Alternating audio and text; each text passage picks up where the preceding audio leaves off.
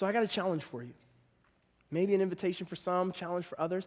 I want you to keep a food log this week. I want you to keep a food log. Maybe for a day, maybe that's all you can take. Maybe that's all you need to see what you need to see. Maybe for a week. And I want to invite you to do that. And think about it, if you use a physical sheet of paper or if you use your smartphone, having 2 columns or 2 sections, however you want to do it. First, just write down, what is it I just ate? Just write down what you eat. And again, this is not anti-eating, and so I hope there's food. If there's not food on your log, that's your starting point. Eat food.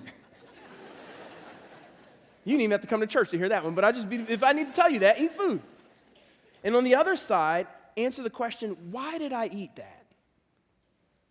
And I think sometimes when you do that, I know for me it was really helpful, I learned some patterns. You might realize you're just a reactive, oblivious eater. You don't have a plan. You just kind of eat whatever comes your way. And maybe what Jesus wants to invite you into is, hey, let's be intentional about this. Because your body is really valuable. It's valuable to God. And he wants you to take care of it well. You may find that you actually have some identity or image stuff that's wrapped up in food. Whether it's shame, pride, fear. And maybe what Jesus wants to say to you is, hey, let me define you. You're not defined by what you eat or don't eat. You're not defined by how your body looks. Let me define you. And in allowing me to define you, I'll help you have a healthy relationship with food. Maybe you'll just find that your habits are in the dark, that you haven't really shared this with anybody. And maybe the invitation for you is, hey, bring it into the light. You're only as sick as your secrets. Bring it into the light. Regardless of where you are, Jesus actually is interested in your food. You know why? Because he's interested in your freedom.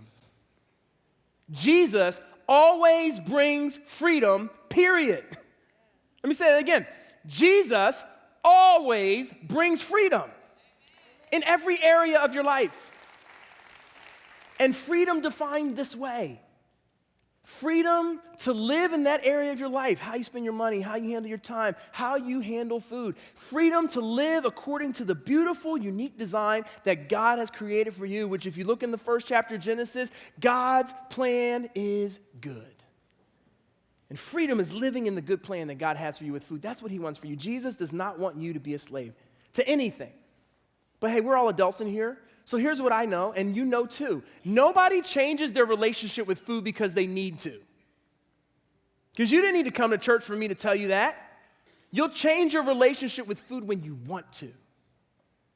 And that's what I'm encouraging you. Do you want to? Do you want something more than what you have right now? If you struggle with overeating, do you want something more than going to food to meet emotional needs? If you struggle with an eating disorder, do you want something more than having that be something that is actually dominating your life? Because here's what I would say to you. If you want to change, if you want freedom, you need to know that Jesus died on the cross so that you would know he wants that freedom for you even more than you do.